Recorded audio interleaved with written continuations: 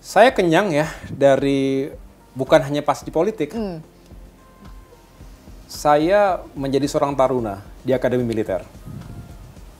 Itu sudah mulai diuji. Wah, kita lihat nih, ini kan anaknya jenderal. Yang kemudian menjadi anak yang menteri. Jadi selalu dipertanyakan apakah kita punya kapasitas, punya kemampuan yang baik di luar dari status itu. Awalnya kesal, saya kok nggak dilihat sebagai AHY dalam arti ya personal aja, jangan libatkan yang lain-lain. Kalau bagus ya juga kreditnya ke perorangan, kalau ada kesalahan atau kegagalan juga salahkan saya, jangan salahkan yang lain ya begitu. Harapannya kan begitu. Tetapi akhirnya saya semakin dewasa melihat lebih baik saya jadikan itu sebagai lecutan untuk membuktikan diri. Jadi seolah-olah saya dalam bayang-bayang begitu ya. Begitu alhamdulillah waktu itu menjadi lulusan terbaik, ada juga yang mengomentari karena anaknya menteri, anak SBY. Dalam perjalanan karir begitu, selalu dibanding-bandingkan. Jadi bukan sesuatu yang baru bagi saya. Nah, kemudian masuk politik.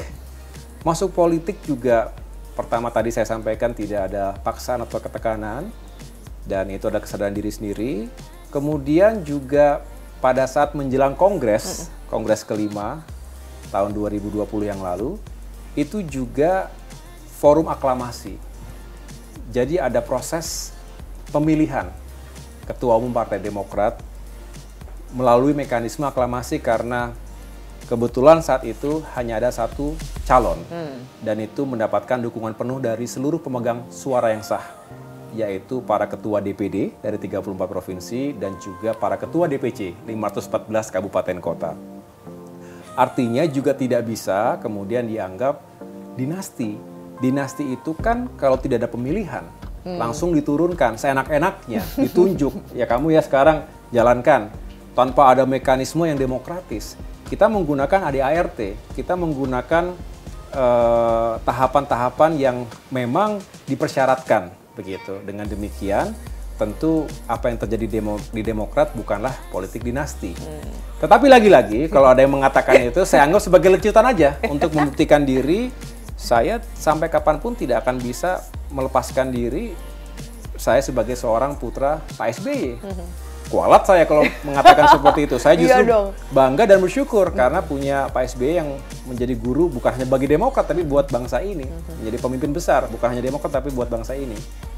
Nah, bagi saya tugas sejarah bagi saya adalah bagaimana melanjutkan yang baik, memperbaiki yang belum baik. Itulah selalu saya mengatakan continuity and change. Ada yang harus dilanjutkan, ada juga yang harus dirubah, harus diperbaiki. Nah, kalau ini yang menjadi spirit dalam saya memimpin Partai Demokrat, saya tidak akan terlalu memperdulikan jika ada yang mengatakan ini sekedar politik dinasti.